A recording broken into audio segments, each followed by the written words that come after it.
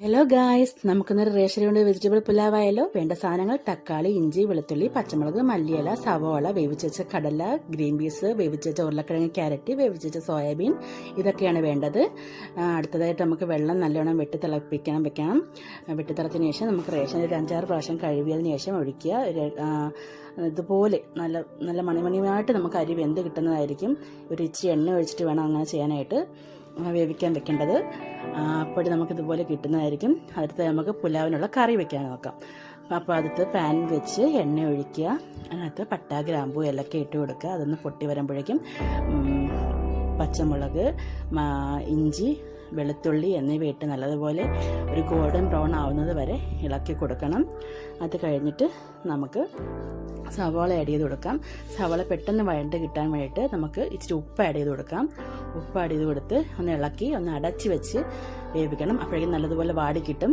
ആ സമയത്ത് നമുക്ക് തക്കാളി ആഡ് ചെയ്ത് കൊടുക്കാം. തക്കാളി ആഡ് ചെയ്ത് കൊടുത്ത് നല്ലതുപോലെ ഒന്ന് ഇളക്കി അടച്ച് വെക്കുമ്പോഴേക്കും തക്കാളി നല്ലതുപോലെ വെന്ത് കിട്ടും.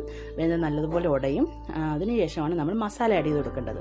മസാല 4 ടീസ്പൂൺ മുളക് പൊടി, 4 ടീസ്പൂൺ മല്ലിപ്പൊടി, 1/4 ടീസ്പൂൺ മഞ്ഞൾപ്പൊടി, 1/2 ടീസ്പൂൺ ഗരം മസാലപ്പൊടി ഇട്ട് നല്ലതുപോലെ ഇളക്കി ആ പച്ചമണം മാറുന്നത് വരെ ഇളക്കി യോജിപ്പിക്കുക.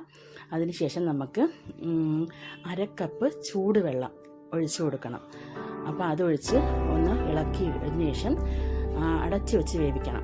അടച്ചു വെച്ച് വേവിച്ച് ഒരു എണ്ണ തെളിയുമ്പോഴേക്കും നമുക്ക് നമ്മൾ വേവിച്ച് വെച്ച സംഭവങ്ങളൊക്കെ ചേർത്ത് കൊടുക്കാം.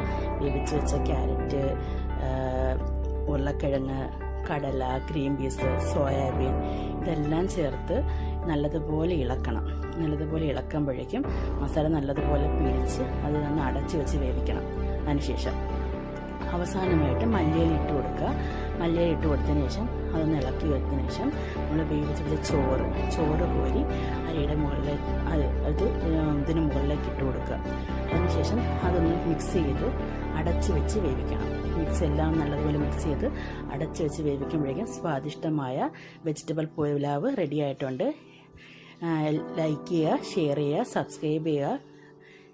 ഹലോ ഗായ്സ്, നമുക്കിന്നൊരു റേഷൻ കൊണ്ട് വെജിറ്റബിൾ പുലാവായാലോ. വേണ്ട സാധനങ്ങൾ: തക്കാളി, ഇഞ്ചി, വെളുത്തുള്ളി, പച്ചമുളക്, മല്ലിയില, സവോള, വേവിച്ച കടല, ഗ്രീൻ പീസ്, വേവിച്ച ഉരുളക്കിഴങ്ങ്, ക്യാരറ്റ്, വേവിച്ച സോയാബീൻ, ഇതൊക്കെയാണ് വേണ്ടത്.